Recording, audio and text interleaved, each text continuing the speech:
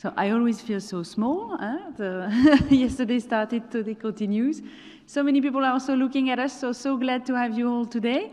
We have a first panel, and the panel is based on the study done by the OECD. So before we start the discussion, I will ask Philippe Laruet is a senior policy analyst at OECD and has worked with us on quite exciting topics. So I will let Philippe do, and then we'll have a discussion on this. Philippe, the floor is yours.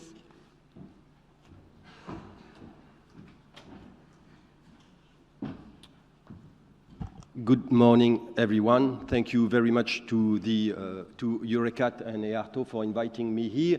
For the last year, I've been kind of fully immersed in the world of RTOs. I met with many of you. It's been a wonderful journey, very enriching.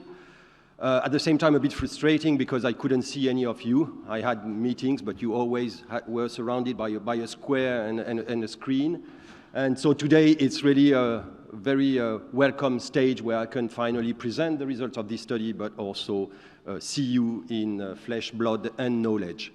So this study was, as I said, started about beginning of 2021, and the questions we co-developed, to use a buzzword now, with Muriel and other RTO members, was how this mission, how your missions have evolved over the last 10 years, and what have been the main changes in your context, policy context, funding context, regulatory context, and to what extent these changes have affected, hindered, enabled your capacity, your ability to deliver on these evolving missions. And I'm sorry, I go too quick. And so we've been using different methods.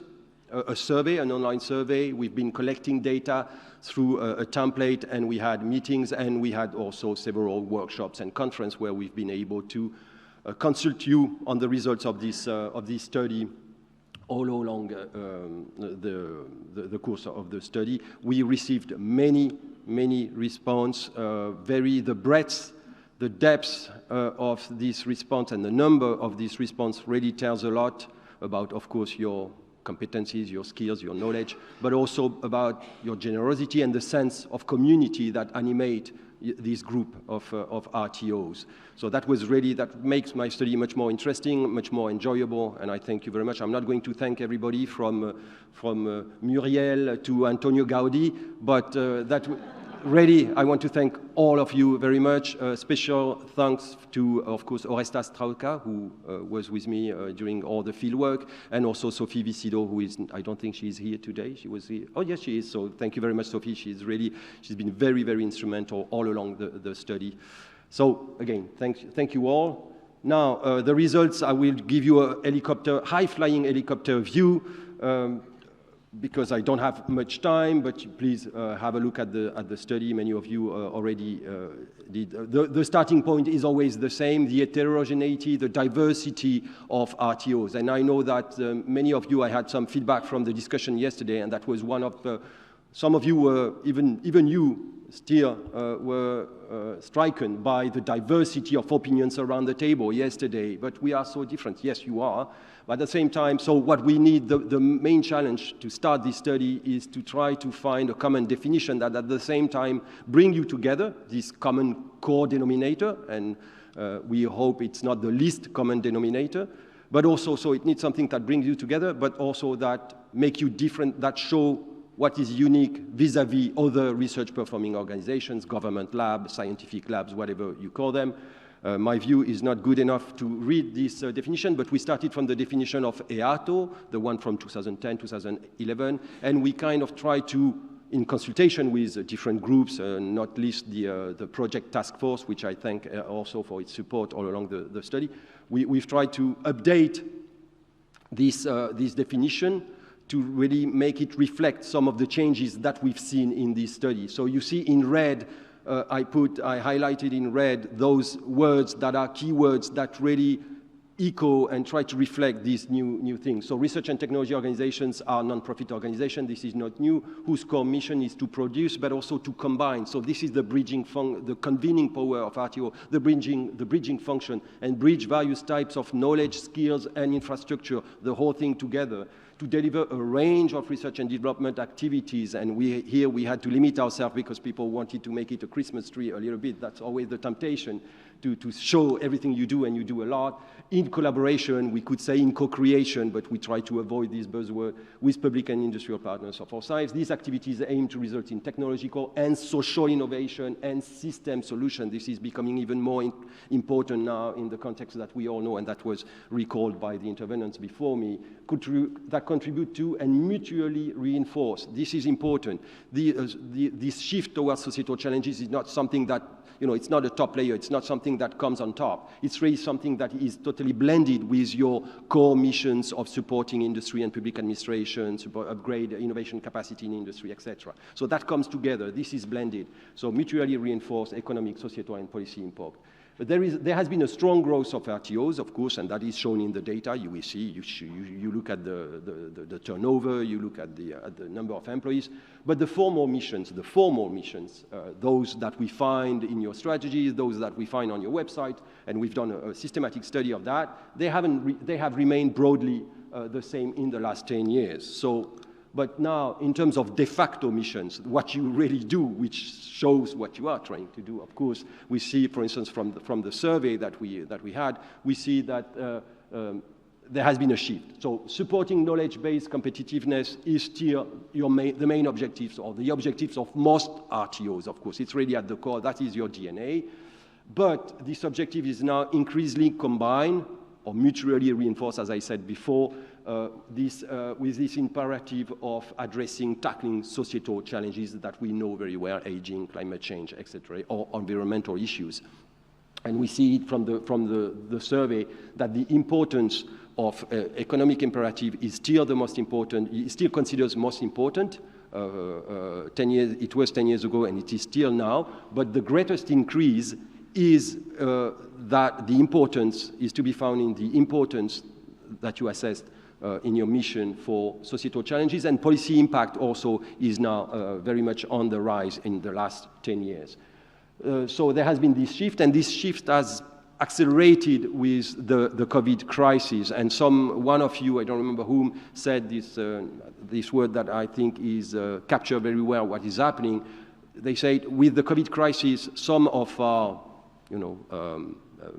public administration and principles in our governance structure understood or saw us not only as service provider for the industry, but for the first time they understand that we can be a policy instrument. So of course, and this is something that I got from the round table yesterday at my table, this has some implications, and also we have to be careful with that. You become closer to policy, you become involved in the policy, in these big mission-oriented, challenge-based programs. That requires a new role. We're going to talk about that. But at the same time, you need to remain neutral, and you need to remain autonomous. So here there is a trade-off. And there are many trade-offs, in fact, in what you do. But this is one that is interesting, and something that maybe to dig further into in further work from EARTO.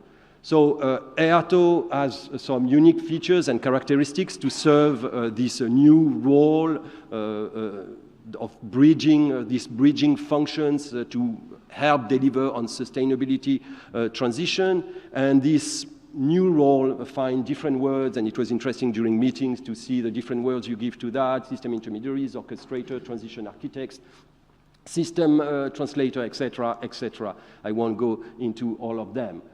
But at the same time, so we got several examples, and you can see that in the report. You will see that we have tried to illustrate the analytical elements with examples in boxes. You will see many of these examples that this is happening. This key function is played. We have several examples. At the same time, it's mainly in the biggest ones. The largest RTOs can better serve that new functions of bringing different sectors, bringing different disciplines together, different actors, universities, being at the center of those ecosystems.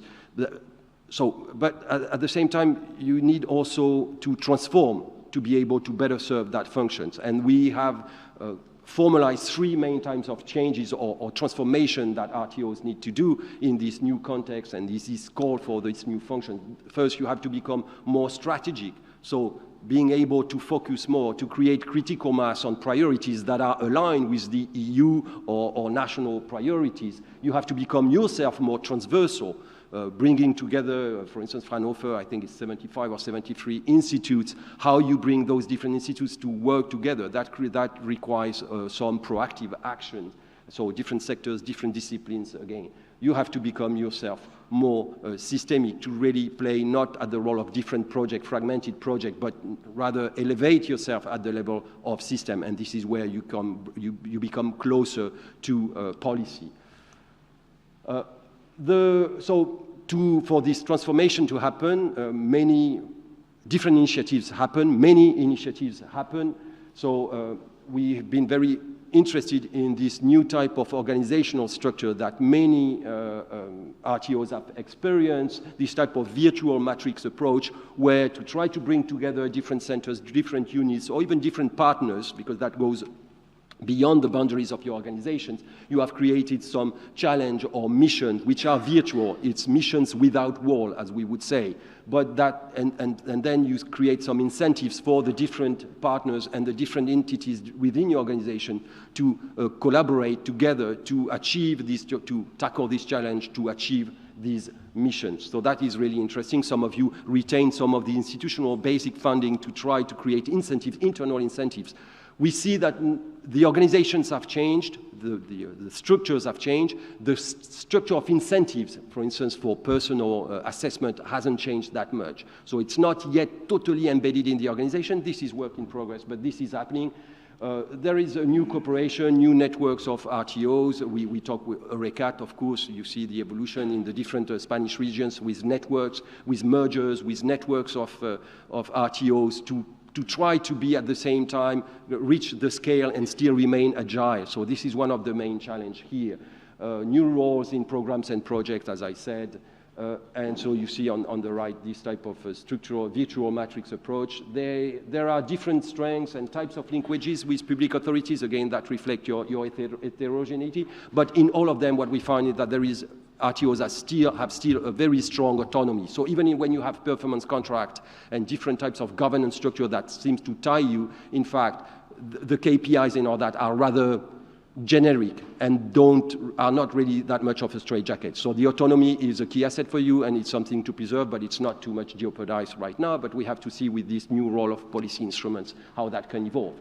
There is a wide diversity of funding models. I won't get into that. You see on the right-hand side the distribution of the number of RTOs that reply to the survey by level of basic funding. What you have to see is that although it's in average, basic funding is about 43%, but when you look at the dispersion, in fact, those large RTOs that received consequent share of basic funding really drive the average. So you have to look at the dispersion. And what we find here is that about half of the RTOs receive less than 20% in basic funding, which is rather low. That shows, so you are under strong pressure to be sustainable. And what we see is that despite crisis, and during the course, over the time period that we consider in this study, there has been 2 crises. Of course, the 2008 financial crisis that hit hard some of you. In some countries, there has been severe funding cuts, and also now the COVID crisis. But you see that always you have the growth has been sustained, continuous in RTOs. So that shows the resilience of RTOs. The balance between pre-competitive, basic, and private funding is essential. You need to strike that right balance. And what is interesting is not only a balance with different silos between these different fundings. What is interesting is the flows of funding and the flows of skills and knowledge between these different, the short-term contracts with industry, to be blunt, the medium-term collaborative, competitive projects, and of course the long-term investment in skills, in infrastructure that is more funded through basic funding. So that is really interesting to see how you strike that balance. There are different funding models. The projects are becoming larger and more challenge-based, mission-oriented, hence also more complex. Sometimes that comes with more fragmented, bigger funding, but more fragmented, coming from different sources. This is a challenge for you. It comes also with some more bureaucratic burden, sometimes reporting burden, so that is something that, that has to be looked at, of course.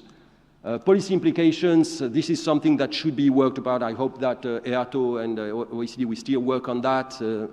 So some policy implications. First, there is a need to better acknowledge. This is something that always come up in the discussion with you. There is a need for better acknowledgement of what RTOs are, what they can provide, what they can deliver. And because there is no classification, no categories, no official categories of RTOs, as we know, there is no statistics, and so you are a bit invisible. You are lost in the haze. So this is very important. So the definition that we provide cannot be something that can be taken up by the people, my colleagues that work on the Frascati manual. That will not happen that way. It's not possible to identify ex ante in all countries the RTOs based on our definition. But what can be done is use this definition to really manually identify the RTOs in some willing countries to do a pilot study on contribution. And that would bring you closer, and that will also allow you to demonstrate your role, at least in some of these willing countries. And from there, let's take it from there and see what could happen. This is what we propose. There should be a review and a benchmark of RTOs' national basic funding schemes to enable you to best contribute to societal challenges with the adequate time horizon, scale, and scope. Basic funding is something that comes back always in the discussion, of course, with RTOs, but this new challenge of tackling societal challenge make it even more prominent and make it even more crucial. So there is no one-size-fits-all. There is no magic recipe for RTOs with a magic, 33%, 33%, 33%. That doesn't work in all countries and not for all RTOs. But what needs to be done is what we want is some dialogue with public authorities, structured dialogue with public authorities to try to think strategically in terms of what RTOs need in their different settings and different business models. And that could be done in the context of performance contracts, for instance. There is a need also for the government to enable and support the structural changes of RTOs and networks of RTOs. I talked about what happened in Spain, but in Norway as well, there has been mergers, and there is a more strategic dialogue between, for instance, the Research Council of Norway and the RTOs. And that where in the countries where there is this structured, negotiated dialogue, peaceful dialogue, that works much better, and there is really an acknowledgement of who are the RTOs, for instance, in Norway, but also in other countries, but that doesn't happen in all countries. In some countries, much more fragmented. You need to improve the specific framework conditions at national and supranational levels to ensure a fair and homogeneous treatment of RTOs. We all know and we all heard about all the constraints, the unfair pricing and things like that, the IDI framework. Again, there is a need of a dialogue to see, not only with RTOs, but also with the universities, etc. There is a need to really consider what are the constraints, put everything on the table and see what can be done, because these things have been on the table for too long. Ensure the funding of the experimentation of novel technical solutions. This is really about technology infrastructure, which becomes much more important now. We know that, as I said yesterday, sustainable transition is very much about experimentation, and this experimentation needs some infrastructure and needs some initiatives, dedicated initiatives to allow the scale-up, the demonstration of novel solutions. And that requires some specific funding. This is done for research infrastructure, for technology infrastructure. It's a bit hybrid again, and so it doesn't find always its place in the funding, and so that needs also to be improved. Then conduct a reflection on how to strengthen European networks of specialized RTOs with unique expertise. What we heard today, in terms of technological sovereignty and all that, we don't need 4 IMEC in Europe. So there is a need maybe to have a dedicated initiative for some of these specialized RTOs to operate at European level with European EU recognition. So that could be done maybe through a process of labelization. That should be taken up by you and considered in that context. Then review and improve the various collaborative incentives and funding instruments to support the cooperation between RTOs and universities. I know that many of you still talk in terms of division of labor, by TRL level, universities and RTOs. I'm not totally sure that now in this evolving context, that is the right way to consider this collaboration between universities, or division of role between universities and RTOs. That could be done within ecosystem, within partnerships, but that should need to be, again, considered. Please have a look at the report. I thank you all, again, very much for everything you provided, and I wish to continue. Thank you.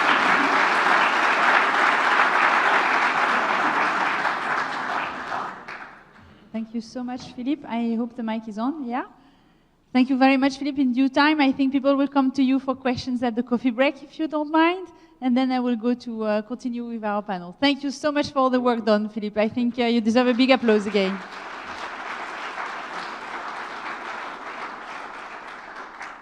So I'm keeping in the mode of contest Eurovision that Joanne gave us, and I have 5 stars in my panel that I will ask to come with me on stage. So I will call you one to one, and if you can please join me.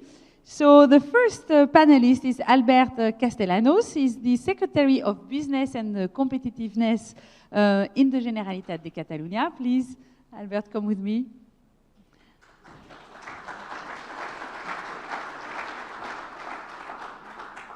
The second panelist is Martin Santos. He's Senior Scientist in Repsol Tech Lab. So please, Martin, come with us.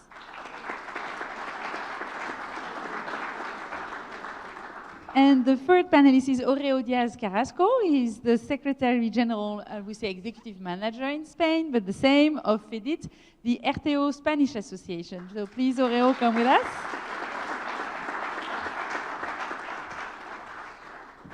And I have 2 RTOs representatives coming on, and we have the CEO of CEA, the largest French RTO, François Jacques. Please, François, come with us.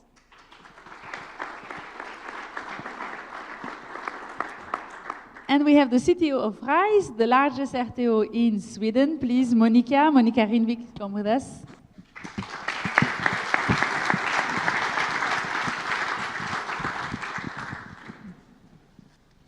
So while Monica is joining, I think which I hope you had a very, that it gives you things to talk in the coffee break later on, and I think we will share a little bit the views on the report done by Philippe and the team at OECD.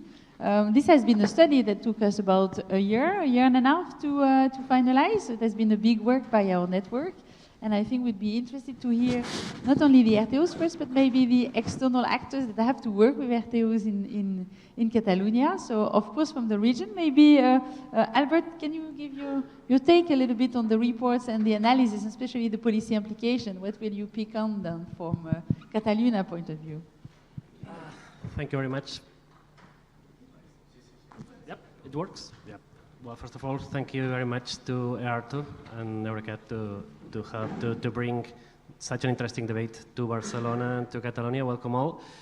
At the end, we are facing this twin digital and green transition as many other regions in Europe. I mean, at the end, the challenge are pretty much the same.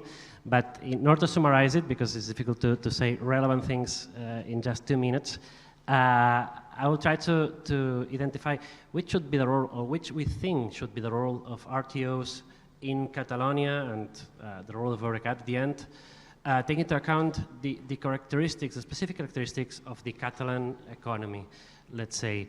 And I try to identify at least 3 that to us, to the government, are particularly relevant.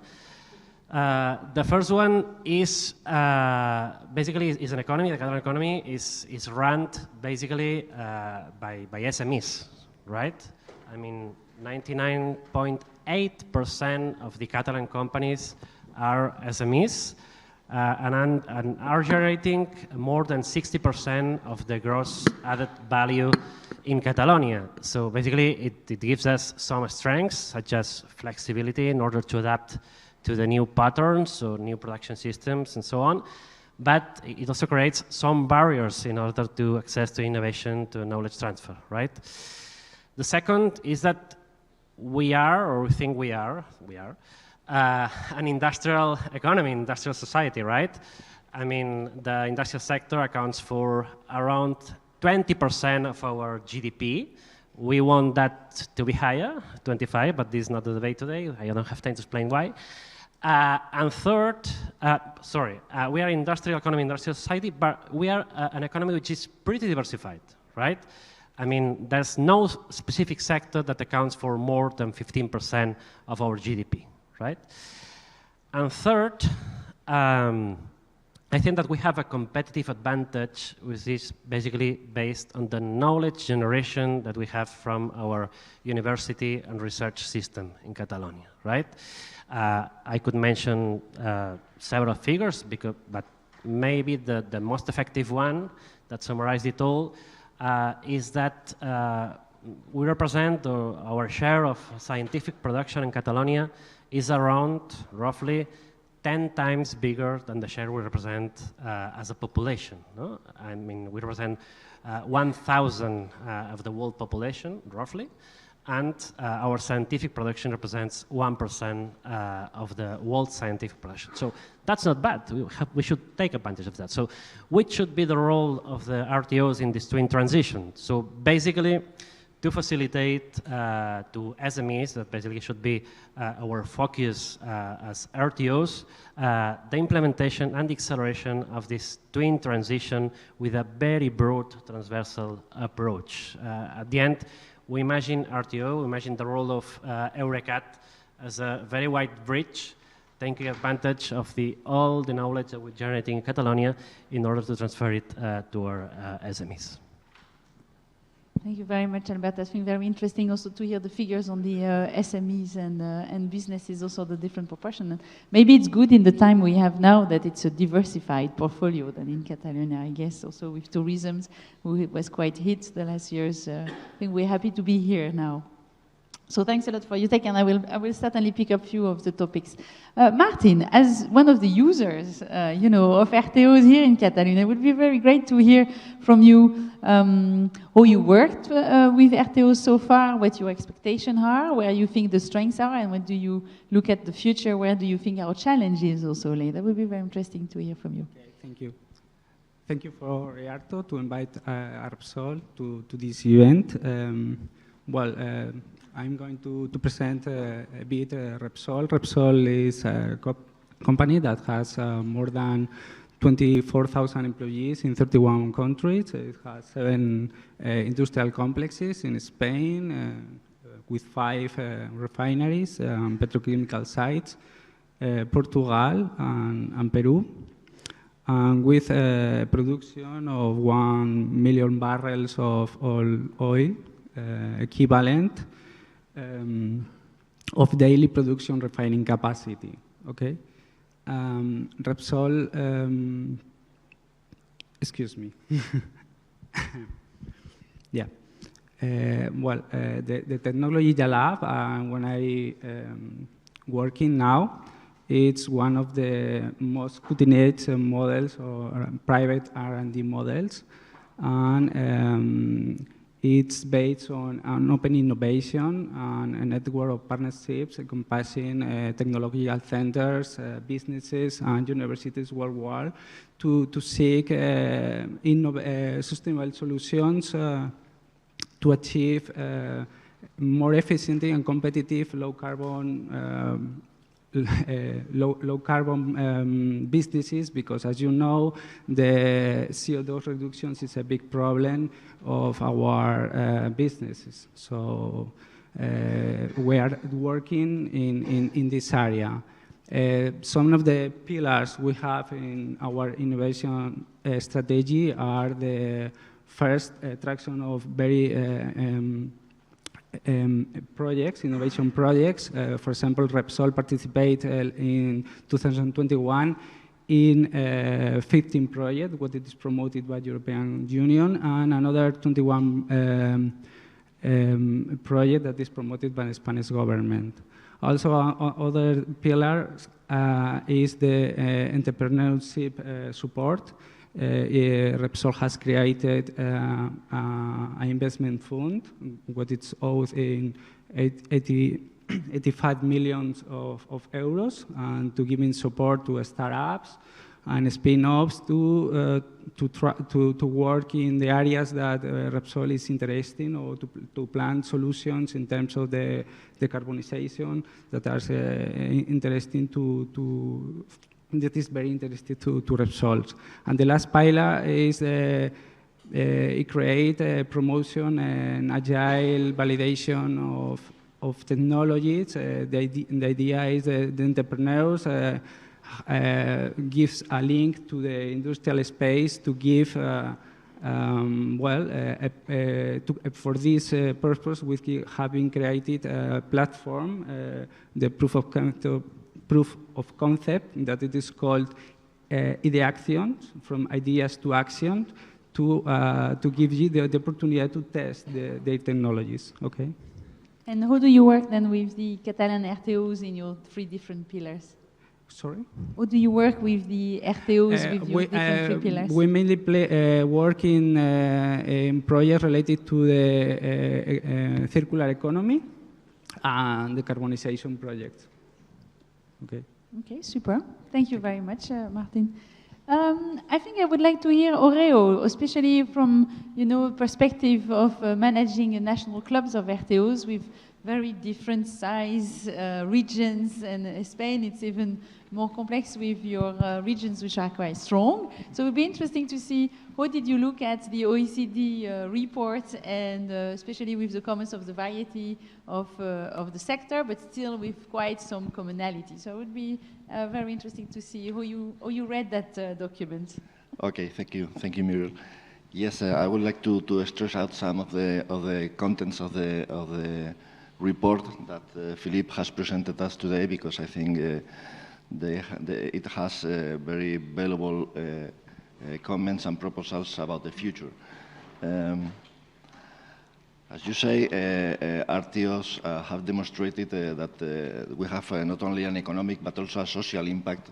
Social results are at the key of the RTOs, and this is something that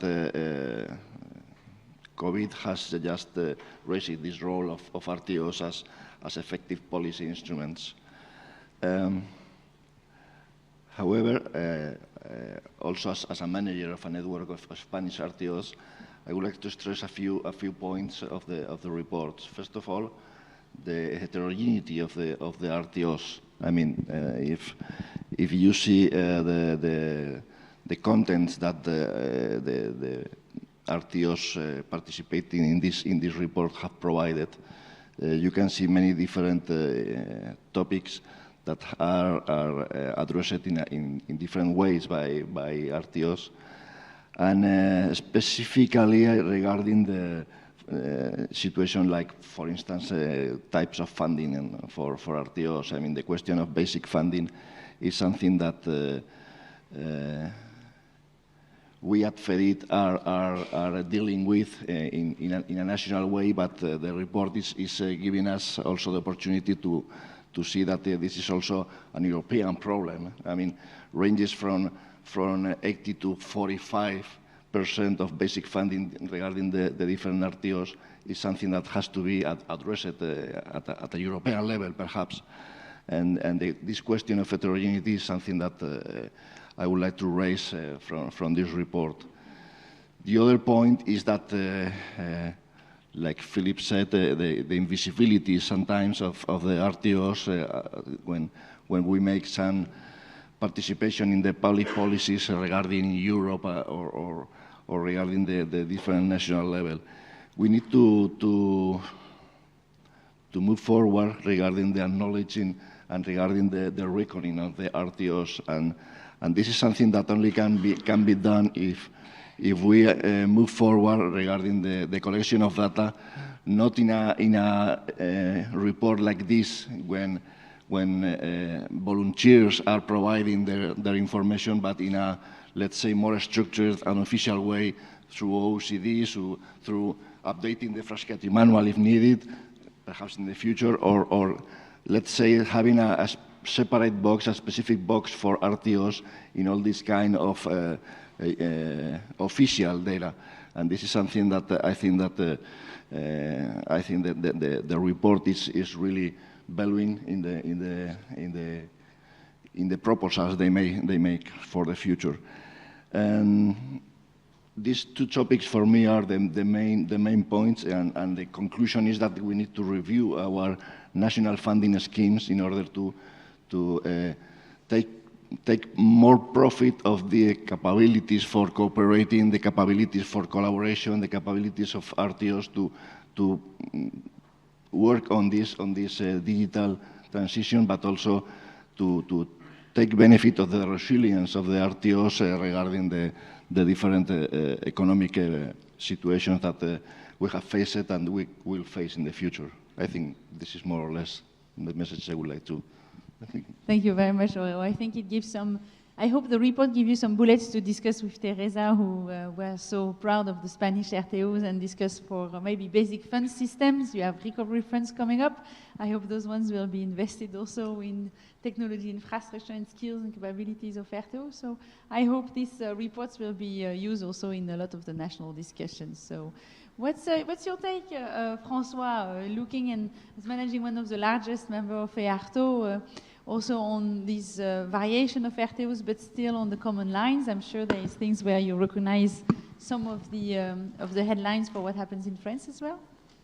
Yeah, thank you. Sorry for the voice. Thank you, Muriel. Yeah, I think first let me say this report is very timely and very welcome, because I think it's also enlightening in a sense, because it fills a gap in our understanding of how, let's say, scientific, technical policy system works. And that's part of the issue. We must be honest. RTO have been largely ignored in the past. So it starts to change. Crisis helps. Obviously, COVID, Ukraine, we have got a window of opportunity. That is, we showed what we can do, and now we have to transform, I think, this trial and to show all the stakeholders what we can achieve. And in this objective, the report can be instrumental. So I think really to stress that. That said, maybe I'm fine with the working definition in the report. Maybe I can add something more. I shouldn't, because we have a definition, we should stick to the definition. But anyway, how I see the point is, what we allow is to provide all the stakeholders with this convergence between, let's say, science, technology, markets, user, public policy, and to have a unique place to provide us with this convergence. And that is around this issue we have to work, because obviously we have to sort out the issue of the past, the level playing field, the funding system. That's clearly that level playing field, that's a word we frequently use for companies, but I think that's also worse for RTO, because we have clearly to define an incentive system with our government and something where we can work properly, because there is no unfair competition. So that's issue for the past, and issue for the coming years is certainly that we did things. We provide fit-for-purpose answers during the crisis, but we shouldn't only focus on that. If not, we will exhaust our potential, because if we are too narrow, in a too narrow time scale, we won't prepare the future. That's the first issue. And probably the second issue is that we have also to transform us, as Philippe pointed out, that is to work differently, because we have to be in a more holistic approach. If we are thinking of the green transition, for instance, the green transition, it will mean not only working on some single technologies, but being able to bring all those technology in a systemic approach, because if tomorrow morning you want some, let's say, smart grids in the field of energy, that won't be only to do batteries, to do wind farms and so on. You will have to integrate all that, and with the citizens. So, report is timely. I think it provides us with all the avenues we should work on. Oh, super. Thanks, François. I think we pick up few ideas and topics. So the level playing field, but also the capabilities of RTOs to look maybe longer term than what SMEs may need today, and in the same time for industry. So maybe Monica, you're now CTO of RISE, and you've been manager of one of the largest infrastructure in RISE, Asta Zero. So you leave this connection between the long term and short term in terms of investments, and playing level field will probably be something you had to leave also daily in your previous job. So what do you think was the key point coming out of the policy recommendation of Philippe?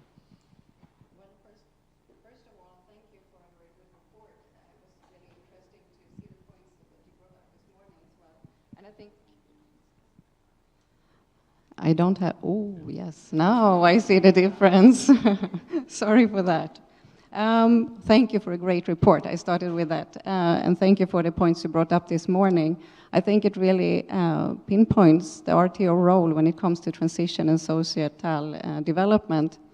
I think also it captures very well the complexity of the social challenges and the RTO's role, and not only because we do infrastructures, we do great research, we collaborate closely with industry and the public sector, but also because what was said previously, we do research-based system innovation, and we can also be a clear partner when it comes to policy development and policy innovation, which is needed to really go somewhere.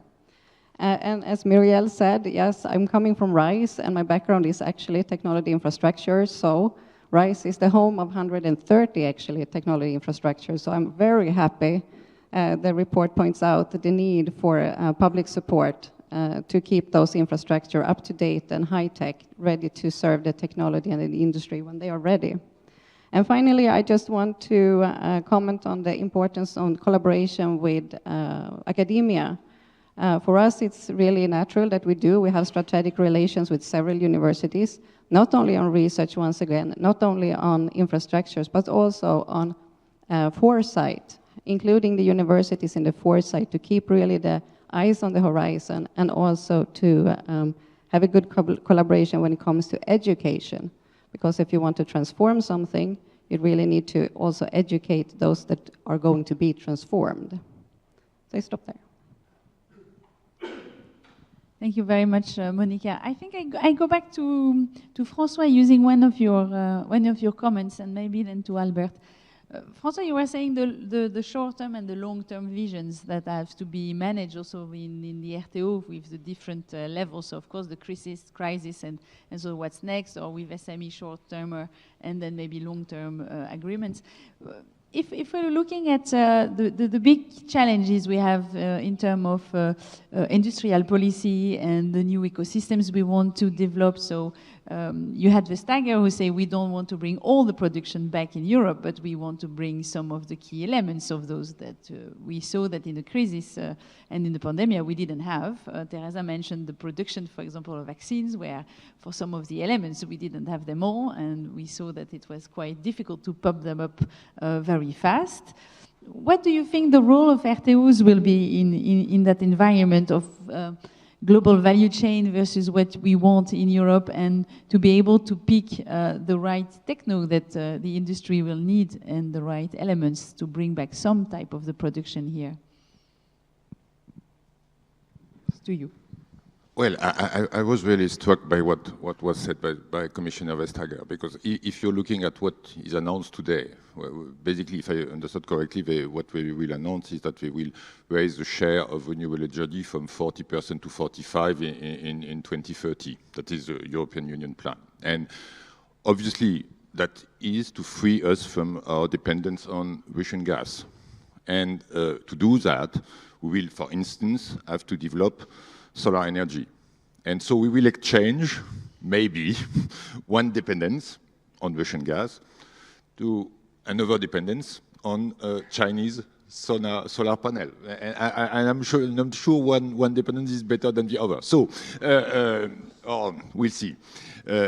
So it means that our role clearly is to have the various policy goes hand in hand. We've got an energy policy, we've got a climate policy, we should have an innovation and industry policy, and I think in that case, the role of the RTO is clearly to be an advisor to the government, an advisor to our political masters, I would say, to say them, no, not necessarily that is the good solution, but that is the overall technological framework. Those are the technological bricks. We think that's promising, that's not so, and we are also able to help you creating an industrial ecosystems. And that's also something we have to do. That is, we are not only working with industry, but I think we may help create industry, we may help. I can give you one example from a French experience this time. In the field of hydrogen, we developed in CEA one technology. Well, we had little success, for instance, with spin-off, startup, and so on. And at the end of the day, what we achieve is a global conversation with major industrial actors to see if we could create a subsidiary being able to promote the technology. So I think we can be instrumental. There is no one-fit-all solution, but I think we are in a strong position to advise the government. Now they are becoming aware of that, so we shouldn't miss the opportunity. Thank you, François. Maybe, Albert, in your daily job, that actually you have to use the capabilities of RTOs in thinking in your different business sectors, you know, a kind of system approach. Are you using, and how are you using, maybe it's not the question because if you're here, you are. So it's maybe more, how are you using, and what do you think the challenges of the discussion with your RTOs to support this type of system thinking for your region at the moment, but in the different, maybe spearheadings, business areas or industrial sectors that you have as key for you? One of the things that Mr. Larue in his study mentioned that I think is very relevant, and I want to stress it out because it's related to the question that you addressed to me, is that the raise of the awareness of the role of the RTOs, not pursuing a higher economic impact of knowledge, but social and political impact, right? And I think it's closely related to the challenge that we are facing nowadays. We are facing challenge, Francois mentioned it before, that they require a holistic approach, right? And companies themselves, they have to be aware that they cannot find the right solutions in order to be proactive and leaders of the green transition, for example. They need the involvement of the governments, of the customers, of their providers. So I think that what we should do from the public administrations, or at least what we will try to do from the Catalan government, is to help RTOs to evolve towards a more classical approach, which is a linear function of technology transfer, let's say, to become facilitators of a collaborative innovation that we need in order to foster this green transition, right? That's very easy to say, but a little bit more difficult to get, no? But at the end, here in Catalonia, maybe we have a more clear idea of the role that they have to play because, as I mentioned before, we have a very strong research and university system, so RTOs, EURECAT, they don't have to pretend to generate and to have the best technologies at their disposal in order to offer them to the companies, but to be facilitator of more complex innovation process that require the collaboration, the implication of several different actors. Okay, thank you very much, Albert. I think it's very interesting to hear. Maybe, Monica, I will give you the floor, and then I will ask Martin and Oreo for one last small impression. Having managed big research and infrastructure, I mean, we have to be orchestrator, you hear, so we have to look at system orchestration, system solutions, so it's quite a lot of skills and capabilities. Where do you think the key ones will be the success factor, let's say, of the RTOs to be able to be all what actually was described by Philippe and in the policy recommendation? We have to do that, but what do you think is the top that we should not forget and where investments should also go? It's a really small question you posed there, right? Where should our investment goes? I would say that as an RTO, we should always make sure that everybody is around the table. It's not so much about investment, but to come to the investments, we should have all actors there to solve the solutions, all the way from industry, all the way to academia, all the way to the public policy makers and stakeholders. So I think it's making sure that everybody is around the table, but also obviously the infrastructures do play a very important role. I must emphasize that, since they validate and they make sure that the technology is ready to being used to be a key in the transformation. Thank you, Monica. We have 1 minute, so you get 30-second last words, Oreo and Martin. Martin, how did you work with RTOs so far, and what do you expect the next steps to be while working with EURECAT and LETAT and all the other Catalonian RTOs? Okay, thank you. Well, I expect to collaborate in the future and to have establish a link with you and to develop new projects related to the capabilities you have and Repsol needs. Okay. Very good. So RTOs will bring some capabilities extra to Repsol Tech Lab, so I think this is great to hear the collaboration with industry, so thanks. Oreo, final last words?